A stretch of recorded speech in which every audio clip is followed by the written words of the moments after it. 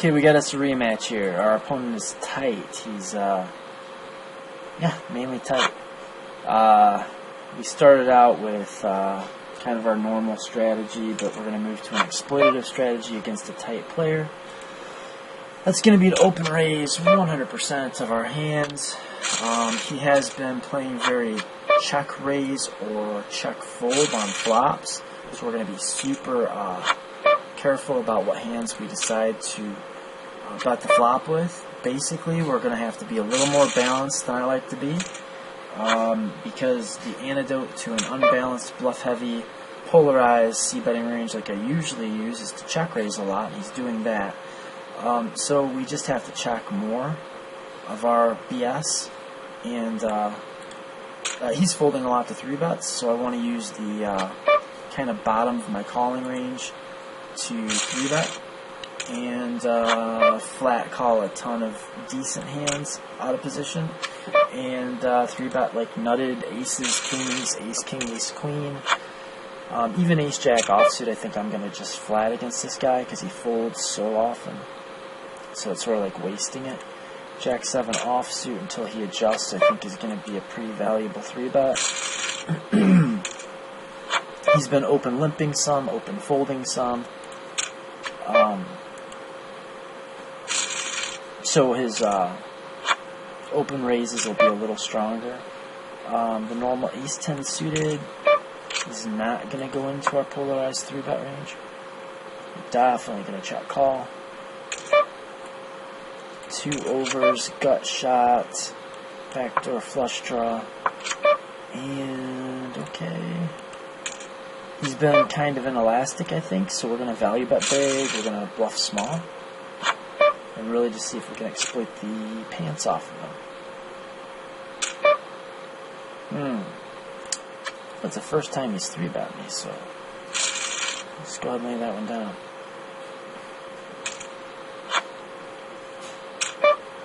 Flat this. Okay, we picked up some equity. He's checked back. I have found him exploitably weak when he checks back. He's not protecting his check back range. I have seen him do it with some showdown value, but mostly air. And most of the time when he's checking back and calling the turn, he's not going to be able to call the river unless he improves either on the turn or the river. But his flop checkbacks won't be able to handle that kind of pressure. And we'll just call the raise with our suited ace.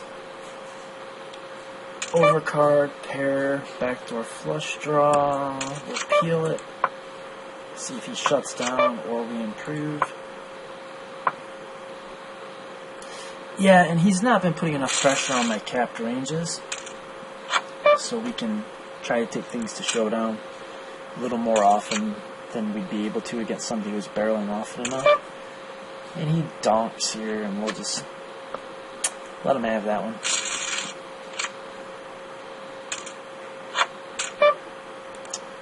Okay, 8-2 suited. It's not strong enough to call against his range, and he's folding to almost all of our 3-bets. So we want to 3-bet a tremendous amount, but not everything. Again, we want to polarize. We've got a piece. We don't. He's not doing a lot of. He's doing a lot of folding or check raising.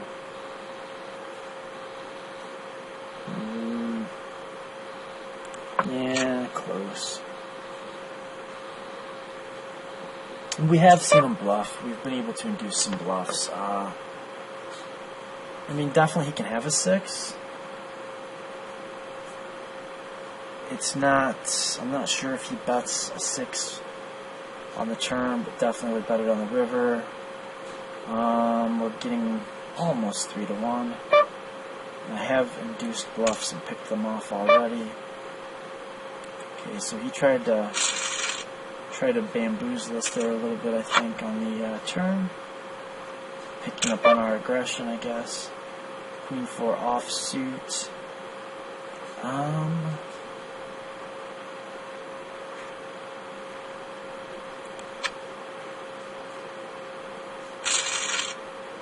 I don't want to go too crazy. I mean, I do.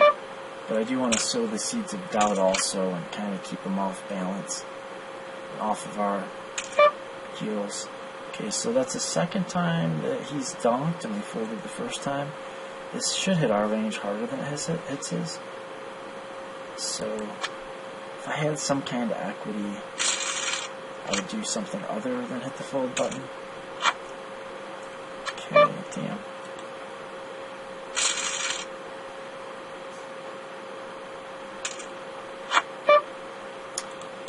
Yeah, I keep almost folding and then realizing he folds too much and lets me get too much stuff to show down.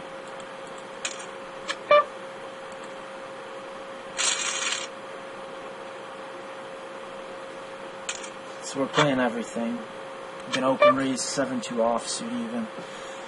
Now if he starts folding more buttons, it could actually be that he's adjusting. But we'll have to see. I mean, 1 or 2 open folds does not a tight range make.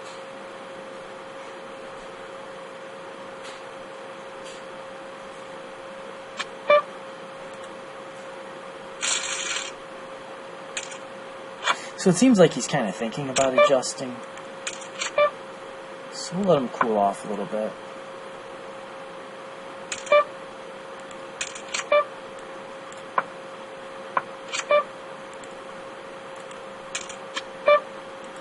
I think maybe I should have led the turn. I expected he would chuck back a lot of stuff that looked pretty scary for him. He's not probably going to be bluffing his air on that. And he's definitely not going to bet a showdown value, so he might make more calling mistakes than, or even raising mistakes against our donk leads. Okay, so bottom pair. Ace high overcard, 3 to the nut flush, 3 Broadway. Let's check this. See if we can induce a bluff.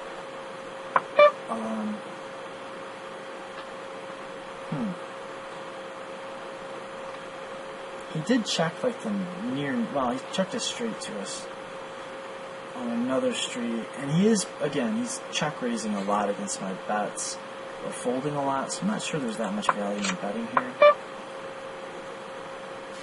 I'm going to expect that he's a little inelastic here. He's got a straight, he's not going to fold it. If he's got a single pair, he probably will. 2 pair, then maybe he's going to be elastic, but probably he still calls once.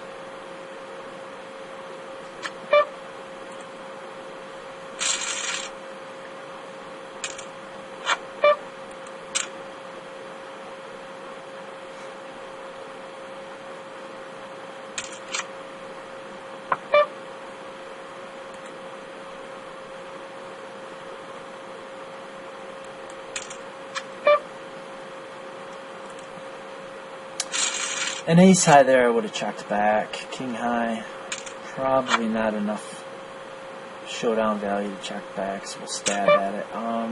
Queen 10 for sure is a call. Okay, this looks like a pretty trivial call also. And he's capped his range. I don't expect that he's going to call if I bet, so I think I'll check and either give him a chance to bluff, value cut himself, or check back and call down light on the river. Hope he doesn't bet again. Yeah, that would have been awkward. Let's see what he did that little maneuver with.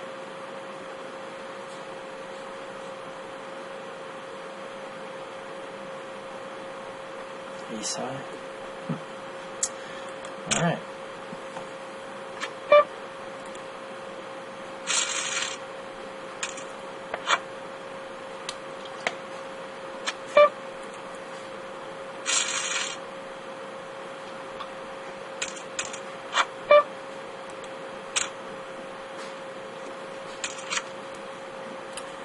Pretty good flop.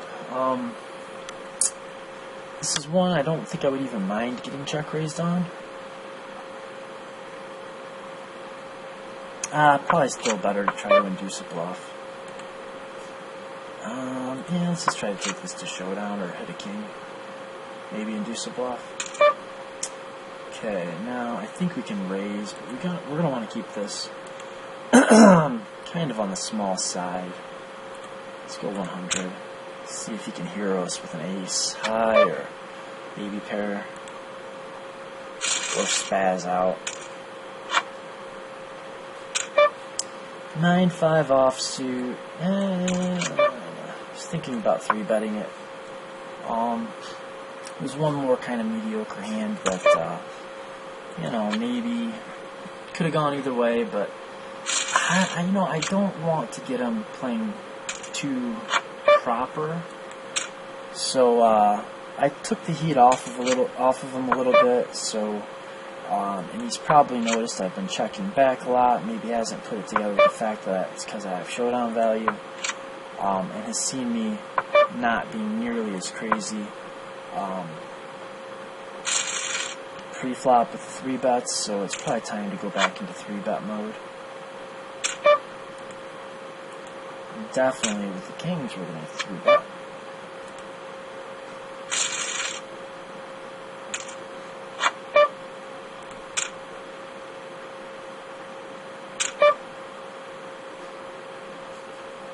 I don't think we're deep enough to make this call. 7-6 suited I would call. It's a small 3-bet. We're in position. 90 to 2. It's real close.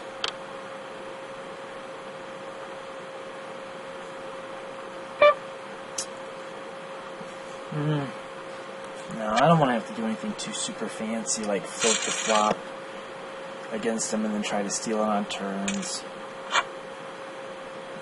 So there's not as much value in that. 9-7 offsuit seems a very easy call. And now we've got a weak flush draw with a pair that I think is going to play better as bluff catcher / showdown value than a value bet. Now he's going to call with a 4, maybe. Yeah, I don't think there's enough second best hands that will pay us.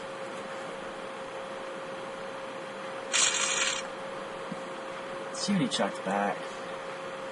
If it's air, it's a pretty weak line. Yeah, pretty much air. King high. Might have felt like it was good enough at the time to check back.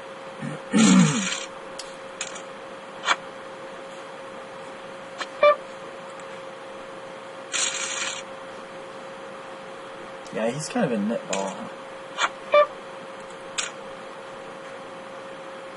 I feel like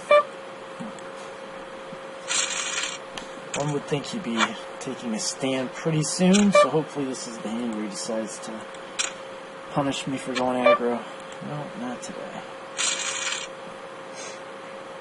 So you see why we want to polarize against this guy? Because it's kind of like with hands like ace-jack, we're just wasting him when we 3-bet him because he's playing so tight against our 3-bets. So we may as well just call with them. And hands like aces and kings, things like ace-king, ace-queen suited, you know, if he does have a hand like ace-jack, he's not going to fold, right? So we may as well just use the top of our range and then the bottom of our range to 3-bet with, and stuff like this, just flat with. Take a flop and outplan. See, when he's checking back, you see what I mean? He's not protecting his check back range with enough good hands that can call even one street. So when he's calling the turn after checking back the flop, I expect that whatever turn card came out actually improved his hand. And so depending on what that looks like and what the river looks like, it could make for some very profitable double barrels. And that is, you know, turn river dubs.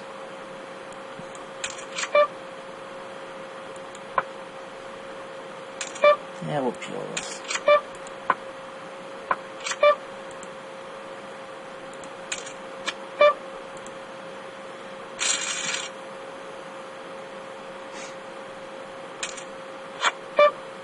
He's just letting us win too many pots. He's not fighting for them enough. 6-3 offsuit. We'll just take a flop. Interesting. think we could turn this hand into a bluff and bet, fold out his equity. Any hand he has tons of equity. But then I think we'd be committed to doing like double barrels a lot, and I don't know if we want to do that. Instead, we'll just check and call. There should be plenty of turns that we can check and call again. Like a 5 or a diamond, maybe even, or a 6 or a 3. That's not one of those cards, so he gets to win a pot. Yay. Yay. Yay nit. This is part of any 2 cards, so we'll go ahead and open raise that.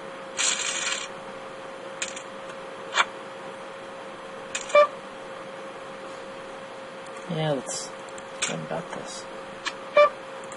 We haven't been attacking his limps that much, just because we've had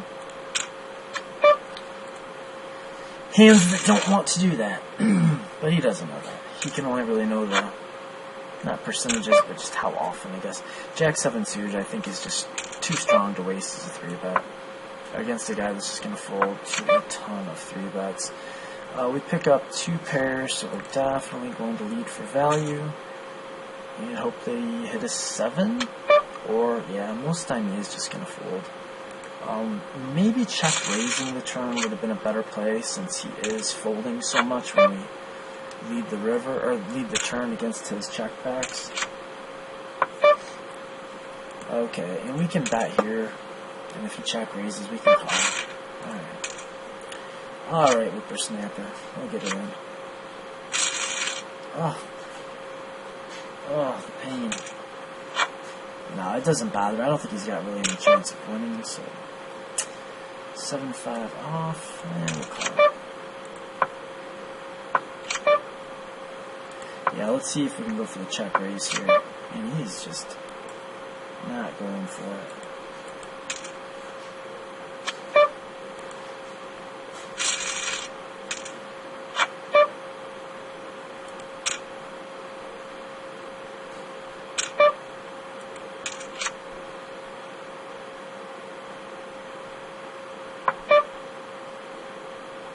We definitely don't want to get check raised, but we could jam here.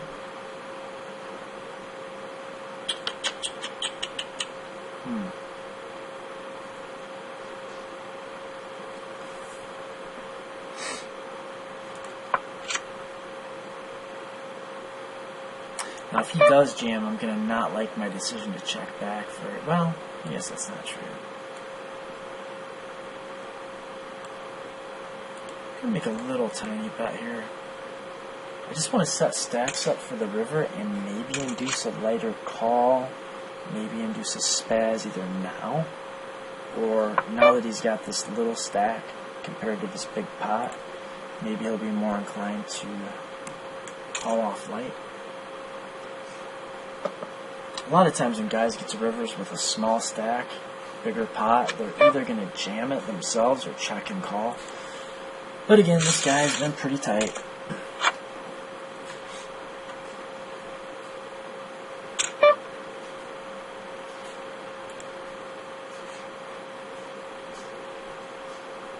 I think stacks are a little awkward for 3-betting because we pretty much have to jam, which is fine, but I want to have a hand, if I'm going to do that, that's going to play a little bit better. Well, run a little bit better against his calls. This is kind of sick because we're getting 3-1. We have position, but it doesn't matter that much. We really have 4 high.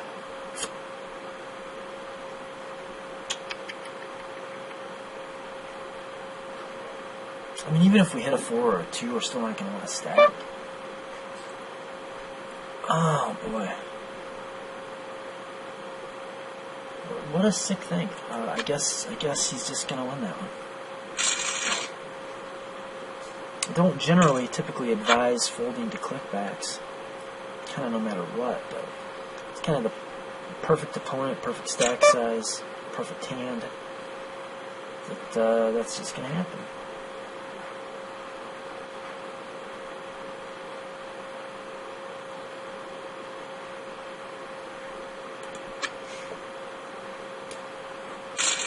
Stack sizes are just a little bit awkward right now, so we're going to have to move to just a slightly different plan.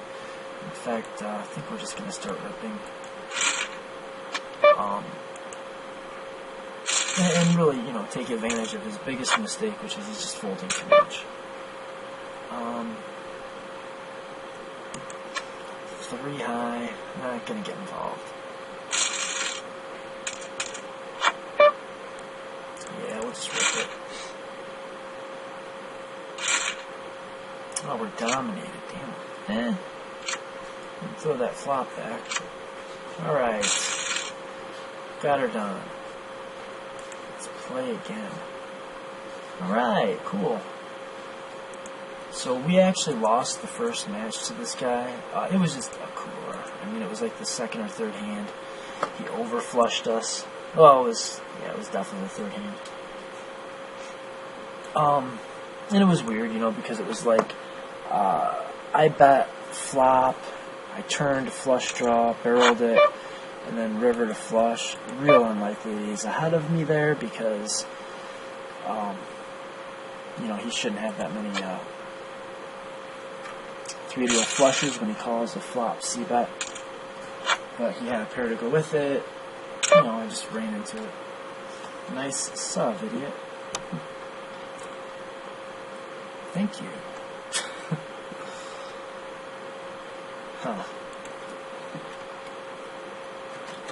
You can watch and listen to my thought process as to why I shoved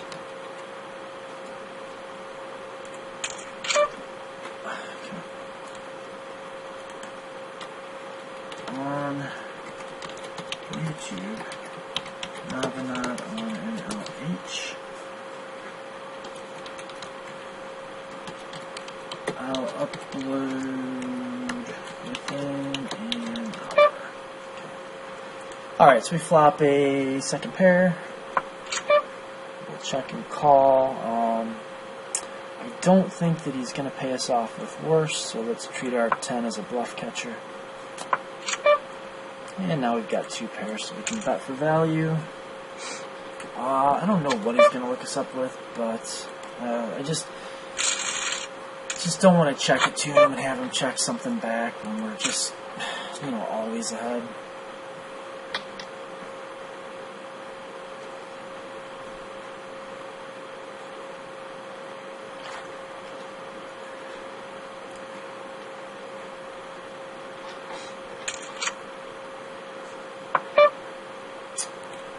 Okay, we may find some cards to dub if he doesn't check raise us. And if he does check, I mean, yeah, if he does check raise us, it's not the end of the world.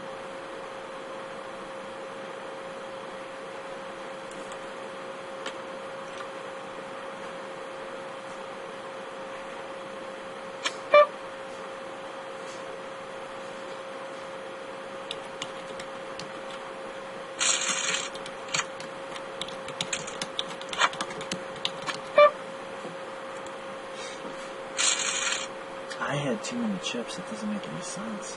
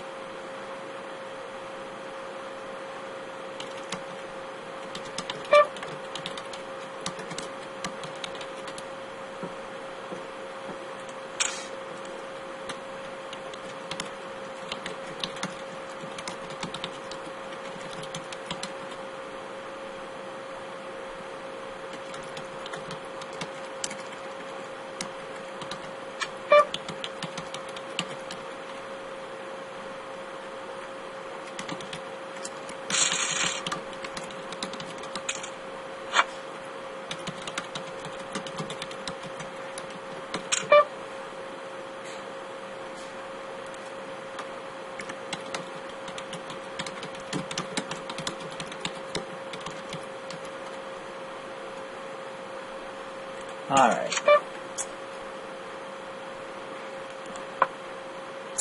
Gut shot, flush draw, queen high, kind of a nut middle pair. And flush. Yeah, we'll bet small, see if we can get something.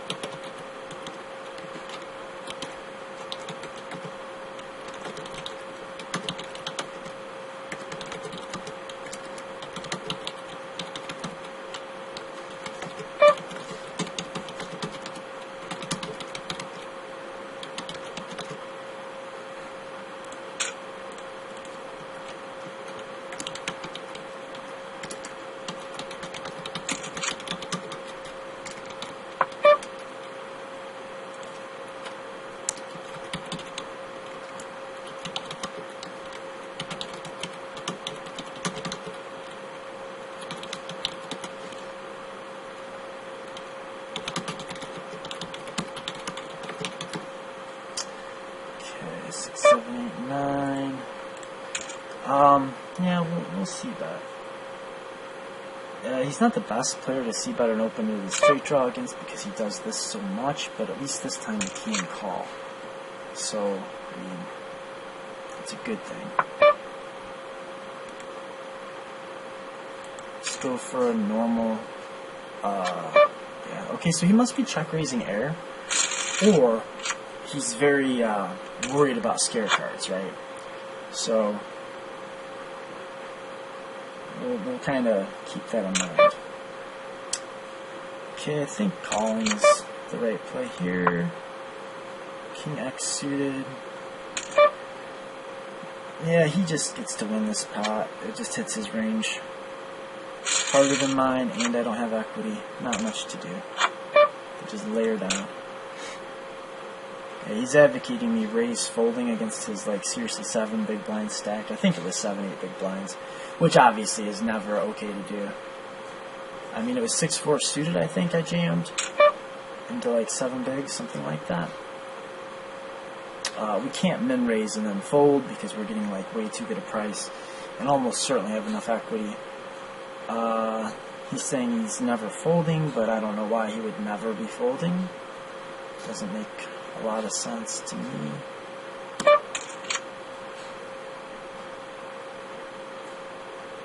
I mean, I actually think he's probably folding too much, more often than he ought to.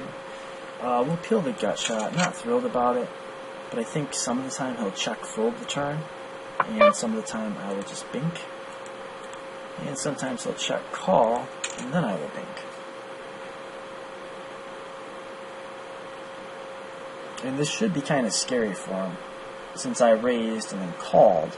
I don't know if he's thinking on that level, but he should think that I have a lot of stuff like Queen 10 in my range. So when I call here, he check calls. I'm a little nervous about that flush, to be honest, just the way the hand played out, but not nervous enough to not rip it.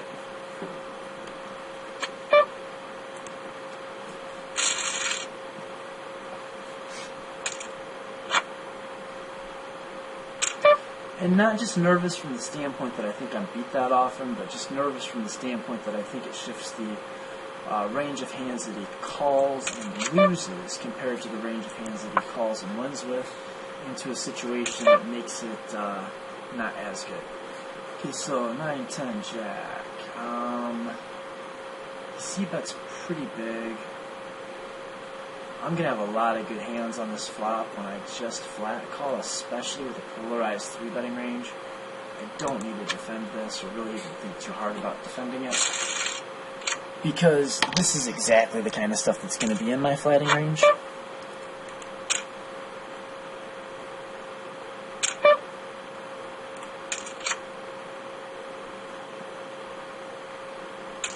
Stack sizes are goofy. I'm not real happy about the way that's set up. We get a clean turn. I mean, it's as big a it's the best card for us. Now we have to decide between ripping as a slight over bet or checking back. I think I'd rather just fold his equity out. Yeah, so let's do that. I don't think we're going to get called by much. But, you know, I'd rather... I check back here if he bluffs the river. You know, almost any card, any diamond's going to suck. Basically any card over a 7 is not going to be a dream come true. The 8 of diamonds would have been pretty bad. Yeah, I don't want to call here. I haven't 3-bet much, so we'll just start doing that polarized 3-bet thing again. Basically, we're going to be calling his open raises with stuff that flops well, and we're going to be 3-betting everything else. We're going to 3-bet our value hands and everything that doesn't flop well. That's not like complete garbage. You'll see what I mean. The King 8 flops plenty well. Because he folds to so many 3-bets, it's really going to be a bluff if we 3-bet King 8. And because of stack sizes, it would have been awkward.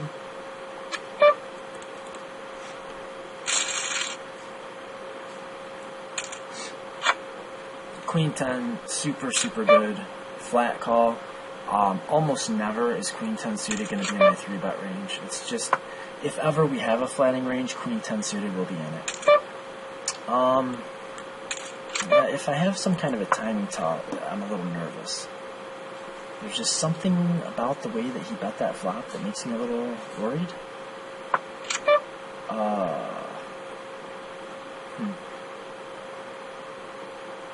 I think we check fold or we bet. Stacks are so awkward. Because, I guess we could check and call a non-all-in.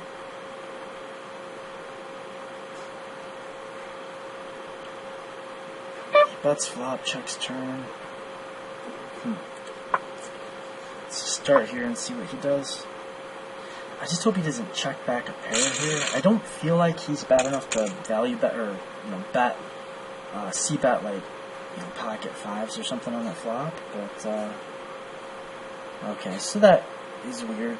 But he picked up equity and didn't barrel it, and gets to the river with no showdown value after calling a flop bet. And yeah, he definitely should have bet there. He should have jammed there. What stakes do I usually play?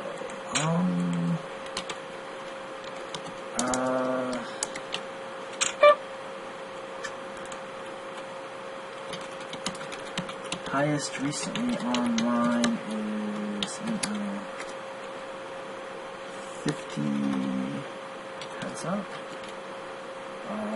Usually NL10. I think we have to call this. Our hand's just kind of too good. The stack sizes are gross, but yeah, we're going to have to call it off too if he shoves here. I'm not going to be thrilled about it, but we'll have a little bit of overlay with our flush draw. We need about 2 to 1. We'll get a little bit more than 2 to 1, and we'll call and just flipped out draw. Yeah, we were more alive than I thought we were. Except, oh, he declines. Okay. Alright, well, that's probably running long. Not bad, not bad. So that's probably a pretty interesting little match to watch. I'm just going to post it as is, so hope you enjoyed the video. Till next time, good quote, L-U-C-K, end quote. No call-outs this time, I don't think. So, but you know, because you just watched it. So, yeah, Navanut over and out.